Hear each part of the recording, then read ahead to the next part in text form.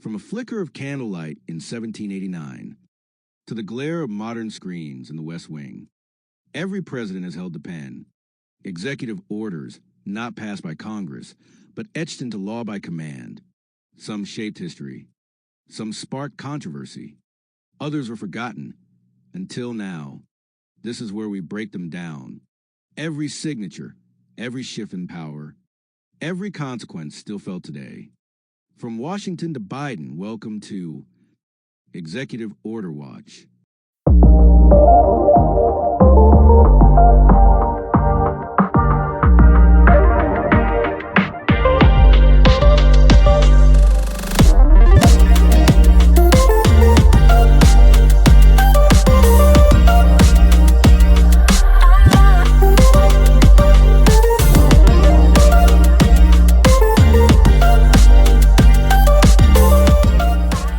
Democracy, we live for it. For democracy, we fight for it. For democracy, we've died for it. And for democracy, we watch it.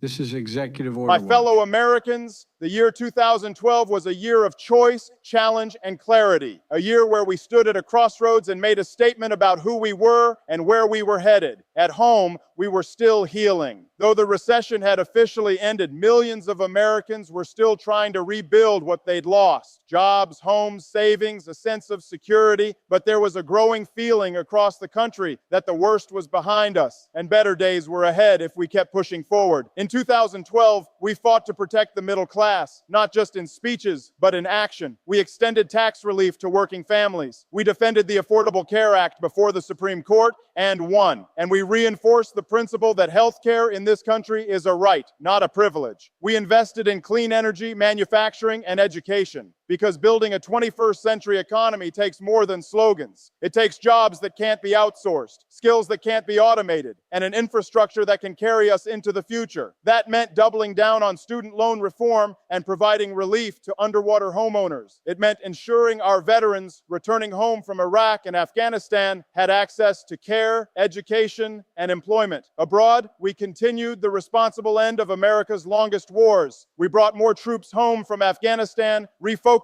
our fight against terror with precision and partnerships, and reaffirmed our commitment to diplomacy. In places like Benghazi, we faced tragedy, and we honored those we lost by digging deeper into our commitment to the safety of our diplomats and the values they represent. It was also an election year, a moment for the American people to decide what kind of leadership they wanted. And in November, they spoke loud and clear, not just about policies, but about vision, about inclusion. About a nation where everyone, no matter who you are or where you come from, has a fair shot and a voice in their democracy. But governing is about more than elections. It's about day-to-day choices. And when Congress couldn't act, when gridlock threatened progress, I didn't just wait. I used the authority of the presidency, carefully, responsibly, and always with the American people in mind. And so, as we reflect on the challenges and victories of 2012, we also turn our attention to the executive orders issued that year. Orders that shaped labor policy, cybersecurity, and global sanctions. These were tools not of convenience, but of necessity. Now let's take a closer look at the executive orders of 2012, each one a chapter in the story of that year and a thread in the larger fabric of American progress.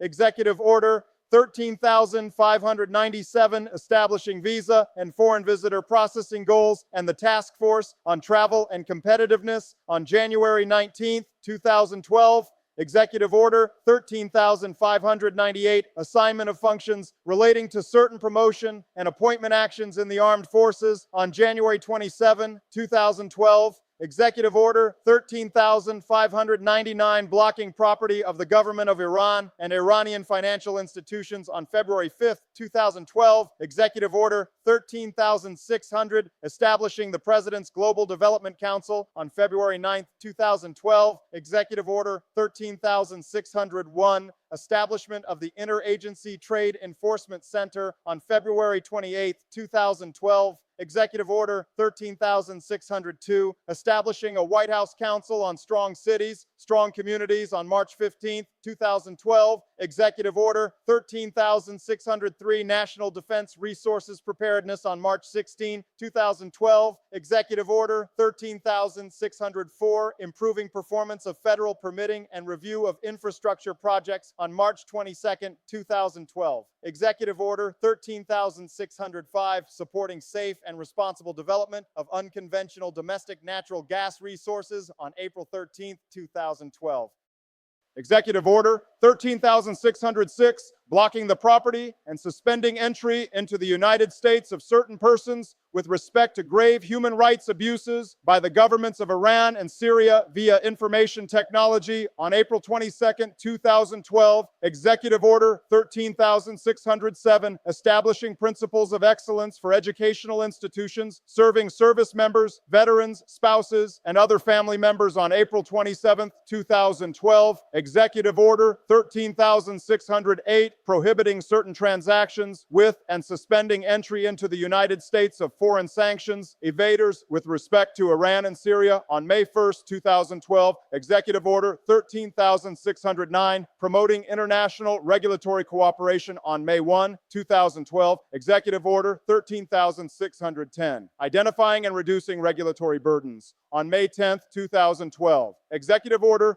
13,611, blocking property of persons threatening the peace, security, or stability of Yemen on May 16, 2012. Executive Order 13,612, providing an order of succession within the Department of Agriculture on May 21, 2012. Executive Order 13,613, providing an order of succession within the Department of Commerce on May 21, 2012. Executive Order 13,614, providing an order of succession within the Environmental Protection Agency on May 21, 2012. Executive Order 13,615, providing an order of succession within the Office of Management and Budget on May 21, 2012. Executive Order 13,616, accelerating broadband infrastructure deployment on June 14, 2012. Executive Order 13,617, blocking property of the government of the Russian Federation relating to the disposition of highly enriched uranium extracted from nuclear weapons on June 25, 2012. Executive Order 13,618, assignment of national security and emergency preparedness communications functions on July 6, 2012. Executive Order 13,619,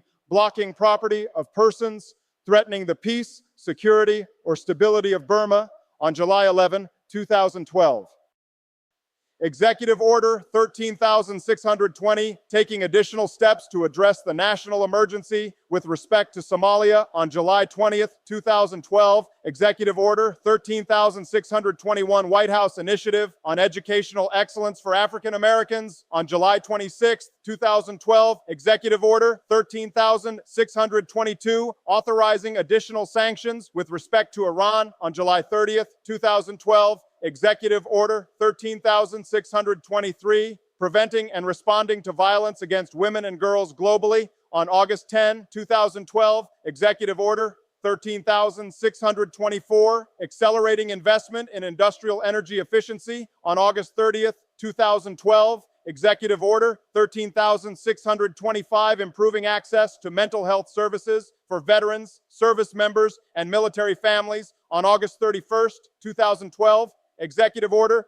13,626, Gulf Coast ecosystem restoration on September 10th, 2012. Executive Order 13,627, strengthening protections against trafficking in persons in federal contracts on September 25th, 2012. Executive Order 13,628, authorizing the implementation of certain sanctions set forth in the Iran Threat Reduction and Syria Human Rights Act of 2012 and additional sanctions with respect to Iran on October 9th, 2012. Executive Order 13,629, establishing the White House Homeland Security Partnership Council on October 26, 2012. Executive Order 13,630, establishment of an interagency task force on commercial advocacy on December 6, 2012, Executive Order 13,631, Reestablishment of Advisory Group on December 7, 2012, Executive Order 13,632, establishing the Hurricane Sandy Rebuilding Task Force on December 7, 2012, Executive Order 13,633, closing of executive departments and agencies of the federal government on Monday, December 24th, 2012. On December 21st, 2012, Executive Order 13,634, Reestablishment of Advisory Commission on December 21st, 2012, Executive Order 13,635, Adjustments of certain rates of pay on December 27th, 2012. Pauline's My fellow Pizza, Americans. where we deliver happiness one slice at a time. What's your craving today? Yeah, hi. Is Seymour there? Oh, Seymour. I think he might be busy making our special pies. But hey, why not swing by the pizzeria? We've got a pie with your name on it. Anything else I can help you with? I was looking for Seymour Butts. Ah, I see. Well, if you're looking for Seymour Butts, he might be hiding behind a pepperoni slice. Anything else I can do for you today? No, that's it. Hi, I'm Terrence, a marketing professional with a passion for helping your business grow smarter and faster. Here at DaBomb Digital Media, based right here in Atlanta, Georgia, we specialize in bringing your vision to life. Whether you're launching your first website or reimagining your entire digital presence, we've got you covered. From modern website design and search engine optimization to setting up your own AI-powered agency tools, we deliver innovative solutions that keep you ahead of the curve. Ready to unlock your business's full potential? Let's build something remarkable together. For more information, visit our YouTube channel. Just search DaBomb Digital Media on YouTube and start exploring tips, success stories, and everything you need to elevate your brand. 12. My fellow Americans, let's talk about the year 2012. A year of rebuilding, a year of recommitment, and a year where our values as a country were tested and proven strong. At home, we were continuing to rise from the rubble of the Great Recession. Unemployment was falling, confidence was growing, and for the first time in years, families started to feel like they could breathe again. It was a slow grind, but it was progress. A recovery built not by Wall Street, but by the grit of working Americans. And President Obama understood that recovery meant more than numbers on a spreadsheet. It meant investments in jobs, education, clean energy, infrastructure, and above all, people. In 2012, his focus was clear: protect the middle class, defend equal opportunity, and fix what was broken, whether Congress was with him or not. That was the year we saw the Affordable Care Act survive its Supreme Court challenge. We saw a renewed emphasis on veterans' care, mental health, and domestic energy. We witnessed a major national tragedy with the horror at Sandy Hook Elementary. And while the pain is still raw, it deepened the national conversation about gun violence and community safety. We also endured the devastation of Hurricane Sandy, which didn't just knock out power, it knocked down entire communities. And yet, in the face of ruin, Americans came together. Federal, state, and local leaders, Democrats and Republicans, worked side by side to get people back on their feet. The response wasn't perfect, but it showed the power of unity in times of crisis. Abroad, the landscape was shifting. The war in Iraq was over. Our mission in Afghanistan was evolving, but we were also facing growing threats from cyber attacks, human trafficking, and regimes like Iran and Syria that continued to defy international norms. And through it all, when the legislative process stalled or urgency demanded immediate action, President Obama used the executive pen. Not recklessly, not to bypass democracy, but to keep the engine of progress moving when the gears of Congress jammed. His executive orders in 2012 touched nearly every corner of governance: energy, infrastructure, cybersecurity, education, sanctions, human rights. Each one told a story of a problem recognized, of a solution shaped, and of a president who understood that leadership means stepping forward, not standing still. Some of these orders helped address supply chain issues. Others supported returning veterans, modernized broadband infrastructure, or tackled the dark underbelly of human trafficking in federal contracts. Several established new sanctions frameworks that are still active today. And here's the thing: Those executive actions didn't just affect 2012, they still shape how we govern right now.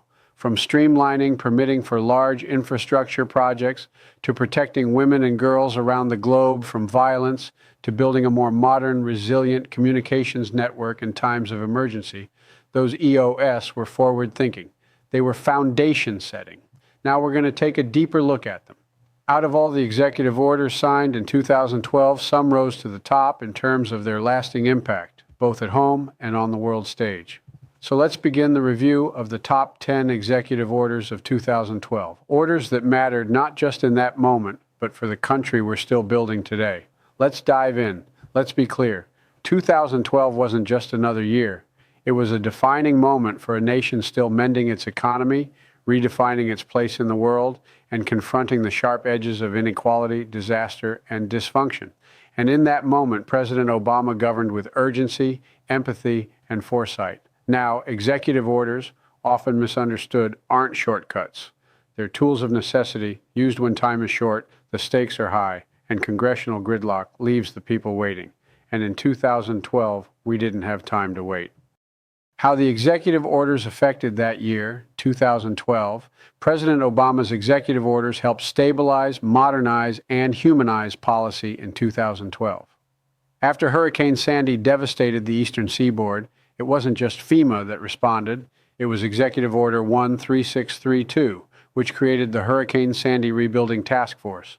That order helped coordinate agencies, cut red tape, and fast-track recovery for communities like Staten Island and coastal New Jersey. Without it, local leaders would have waited months longer for critical action. As cybersecurity threats grew, the President signed Executive Order 13618, reorganizing our national communications infrastructure for emergencies. That year saw a rise in cyber intrusions, and this order laid down a framework that would only grow more vital in the digital battles to come. The opioid crisis was building, and mental health needs for veterans were rising. In response, Executive Order 13625 focused on expanding access to mental health services for service members and their families, a move that would shape future veteran support policies under both Democratic and Republican administrations. Amid rising energy demands, Executive Order 13624 supported industrial energy efficiency because clean energy wasn't just about the environment anymore, it was about job creation and global competitiveness. And then there was Executive Order 13599, which blocked the assets of the Iranian government. This was part of a series of sharp-edged tools that paved the way for the Iran nuclear agreement that followed a few years later. Impact on the present day. Fast forward to now, 2025, and the fingerprints of 2012 are still all over our governance. Our federal permitting system for big infrastructure. It runs smoother today thanks to Executive Order 13604, which modernized agency review and timelines. That's the foundation we've built on with the bipartisan infrastructure law. The broadband expansion that helped rural America get online during the pandemic. It traces back to Executive Order 136,016, which launched efforts to streamline broadband deployment across federal lands. Our international sanctions system, especially regarding Iran, Syria, and Burma, still uses the legal and structural architecture built in 2012 through executive orders like 13622, 13628, and 13619. Even how we protect survivors of violence globally, especially women and girls, was reframed by EO 13623, which made the fight against gender-based violence a national security priority. Global and domestic events that shaped 2012. Let's not forget the context these orders were born into. Globally, 2012 was marked by the Syrian civil war spiraling into full-scale humanitarian disaster, tensions with Iran over nuclear capabilities, and political instability in Burma and Somalia. Domestically, we faced the Sandy Hook Elementary School shooting, which shocked the conscience of the nation, the aftermath of Hurricane Sandy, which left over $70 billion in damage, continued fallout from the financial crisis, growing veteran suicide rates, leading to focused mental health responses, a tense presidential election, in which the American people ultimately reaffirmed their faith in Obama's vision of recovery and reform. So when we look back at those executive orders, we're not just talking about words on paper. We're talking about action when action was needed. orders that protected, empowered, rebuilt, and reimagined what government could do for the people it serves. And now we turn to the top 10 executive orders of 2012, the most influential, the most enduring, and the most emblematic of that critical year. Let's break them down one by one. Top 10 executive orders of 2012, evaluated in great detail. President Obama's most impactful actions of the year, as reflected by President Joe Biden. Number 1, EO 13632, establishing the Hurricane Sandy Rebuilding Task Force, signed December 7, 2012. Impact. After Hurricane Sandy devastated the East Coast, leaving over 100 dead and causing more than $70 billion in damages, this executive order launched a whole-of-government response effort. The task force streamlined coordination among federal, state, and local agencies to rebuild smarter and stronger. It emphasized climate resilience, energy infrastructure reform, and long-term sustainability in rebuilding communities. Legacy. It became a model for how the federal government handles recovery from large-scale disasters. Concepts of resilience and regional planning born here were replicated during future disasters, including Hurricanes Harvey and Ida. Number 2, EO 13599, blocking property of the government of Iran and Iranian financial institutions. Signed February 5, 2012. Impact. This EO took the unprecedented step of freezing all Iranian government assets under U.S. jurisdiction. It was a hardline move aimed at intensifying pressure on Iran amid mounting concerns over its nuclear ambitions. Legacy. This order helped set the stage for the 2015 Iran nuclear deal, JCPOA, by tightening the screws economically. The sanctions framework built here remained influential even after the deal's unraveling and continues to inform modern sanctions strategy in the Middle East. Number 3, EO 13618, Assignment of National Security and Emergency Preparedness Communications Functions. Signed July 6, 2012. Impact. This executive order revamped and restructured the way communications would be handled during a national emergency or cyber attack. It designated the Department of Homeland Security as the lead agency and established secure communication protocols among civilian and defense agencies. Legacy. As cyber threats evolved, from SolarWinds to state-sponsored attacks, this EO remains a foundational element of emergency response infrastructure. Its framework supports today's zero-trust cybersecurity models in federal systems. Number 4. EO 13604, Improving Performance of Federal Permitting and Review of Infrastructure Projects. Signed March 22, 2012. Impact. This order aimed to cut red tape and accelerate approval for major infrastructure projects while maintaining environmental safeguards. It implemented synchronized reviews, increased transparency, and introduced online tracking tools for project status. Legacy. Executive Order 13604 was essential groundwork for the permitting reforms in the 2021 bipartisan infrastructure law.